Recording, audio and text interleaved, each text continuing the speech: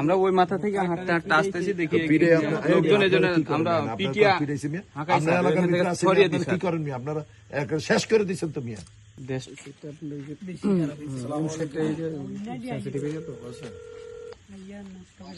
হ্যাঁ ওসি সাহেব, জি জসিম বলছিলাম। আমি আশাবাড়ির এক জায়গায় আসতে, এখন রাতে আমি ওই জায়গাতে এখন আছি।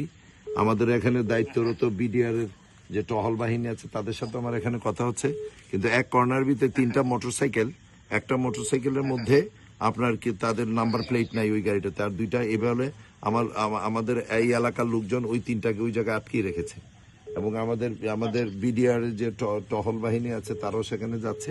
এগুলো এই রাতের বেলা 11টা বাজে 3টা সন্ধিয়ান রাস্তার উপরে 3টা হুন্ডা, এবং একদম বর্ডারের পাশে আশাবাড়িতে। দেখেন এটা কি অবস্থা। হ্যাঁ একটু আশাবাড়ি ঈদগাহ, এখানে ঈদগাহ মাঠে এখানে আমাদের ওই যে আমাদের বিডিআর বাইরে এখানে আছে, বিজিবি এখানে আছে আর কি। এটা একটু তদন্ত করতে বললেন। এই 3টা মোটরসাইকেল কার, একটার মধ্যে কোনো ইও নাই, ওই যে হুন্ডার মধ্যে নাম্বার প্লেটও নাই, বুঝছেন তো। এবার এটাতে খুব স্পর্শকাতর, একটু প্লিজ একটু দেখবেন। আমরা এখন আটকে দিই বাড়ির 3টা দেখি। আপনার গাড়ি 3টা, আমি এদিক দিয়ে একটু টল দিই। আপনারা ওই মাথা থেকে 3টা গাড়ি এখানে আছে, ওসি সাহেব নিজে আসতেছে।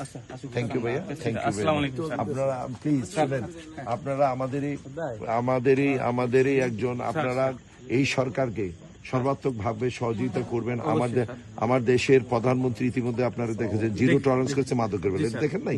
এই সমাজ আপনার ভাই আছে, আমার ভাই আছে, দেশ কিন্তু ধ্বংস হয়ে যাচ্ছে। তো সে আমার কোর্ডিয়ালি একটা রিকোয়েস্ট, আপনি ওই জায়গাতে এটা দেখেন, ওসি সাহেব লোক পাঠাচ্ছে সেখানে, আর আমি বাকিটা আমি সামনে আমি নিজেই দেখছি। ঠিক আছে, জি, আল্লাহ হাফেজ। সামনে